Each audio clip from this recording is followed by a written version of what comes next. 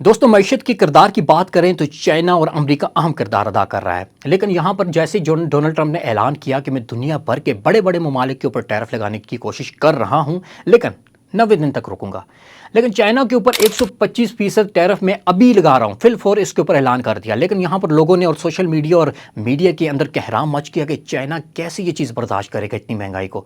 तो यहां पर आपको ये बात बताते चलें, ये तमाम तर बातें सियासी हैं। असल में चाइना को कोई नुकसान नहीं है। अब वो कैसे नुकसान नहीं है और अमरीका में बैठा हुआ शख्स कैसे मुतासर हो रहा है इस टैरिफ की वजह से, इस वीडियो में आज आपको लाजमी बताएंगे।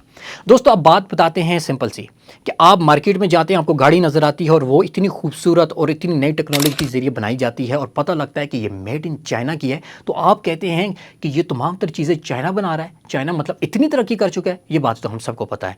लेकिन आप बांग्लादेश जाते हैं, आप श्रीलंका जाते हैं, आप इंडिया जाते हैं, आप किसी अरब कंट्री जाते हैं, यूरोप जाते हैं, तो आपको हर प्रोडक्ट के ऊपर तकरीबन आपको मेड इन चाइना लिखा हुआ नजर आता है। अब आपको सिंपल सी मिसाल बताता हूँ कि हम लोग जो पहले AI टूल इस्तेमाल करते थे, जैसे कि चैट GPT या इसके अलावा कोई भी, वो अमेरिका का बनाया हुआ था। लेकिन कुछ अर्सा पहले आपने देखा डीप सीक के नाम से एक सॉफ्टवेयर आया जो कि चाइना कंपनी ने बनाया। उसके आने की वजह से चैट GPT को बड़ा नुकसान हुआ कि चाइना ने इतना ज़बरदस्त AI टूल बनाया कि इसके मुकाबले में कोई भी अभी तक ऐसी चीज़ मार्केट में मौजूद नहीं है। यानी चाइना अमेरिका को टक्कर दे रहा है और अमेरिका को ये चीज़ हजम नहीं हो रही, लिहाजा वो उसको सियासी तौर पर निशाना बनाने की कोशिश कर रहा है। अब यहाँ पर एक बात जानना लाजमी है कि पाकिस्तान और बाकी ममालिक में तो चाइना जो है उसकी प्रोडक्ट बिक्री, तो अमरीकियों को क्या नुकसान है। तो आपको बताता चलूँ कि बड़ी बड़ी कंपनियाँ, एप्पल होगी, वॉलमार्ट होगी, इसके अलावा टेस्ला की कंपनी होगी, ये जितनी भी लोग हैं ये सारे के सारे चाइना के ऊपर इन्हिसार करते हैं, प्रोडक्ट चाइना से लेते हैं और इनको न सिर्फ सस्ती मिलती है बल्कि इनको अच्छी चीज़ भी मिल जाती है। उसके बाद अपने मुल्क के अमेरिका में मंगवा कर इनको बेचते हैं।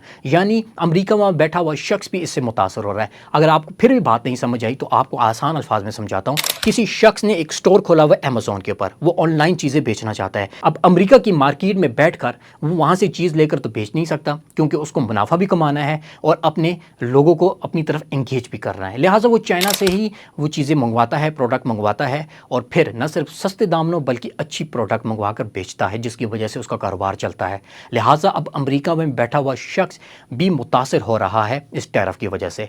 अब जज्बात में आकर डोनाल्ड ट्रंप ने यह फैसला तो कर लिया कि चाइना के ऊपर 125% में टैरिफ लगा रहा हूँ, लेकिन उसको ये मालूम नहीं था कि वहाँ का बैठा हुआ हर शख्स मुतासर होगा, क्योंकि बड़ी कंपनियाँ हो या कोई छोटा शख्स हो जो कारोबार कर रहा हो ऑनलाइन, तो वो सारे के सारे इसमें मुतासर होंगे। लिहाजा अब अमेरिका को सोचने की ज़रूरत है कि ये टैरिफ जो लगा रहा है इससे उसके अपने लोग मुतासर हो रहे हैं, कहीं वो सड़कों पर निकल के आके उसके खिलाफ एहतजाज ना कर लें। और क्या आने वाले वक्त में डोनाल्ड ट्रंप के खिलाफ लोग सड़कों पर निकल के एहतजाज करेंगे या नहीं, ये तो आने वाला वक्त बताएगा। या फिर डोनाल्ड ट्रंप को अपनी गलती का एहसास होगा कि जूते बनाने वाली कंपनी हो, बैग बनाने वाली कंपनी हो, मोबाइल बनाने की कंपनी हो, जो कुछ भी हो अमेरिका में मौजूद हो, वो सब के सब चाइना के ऊपर इन्हिसार कर रहे हैं और टैरिफ की वजह से उन्हीं के लोग मुतासर हो रहे हैं।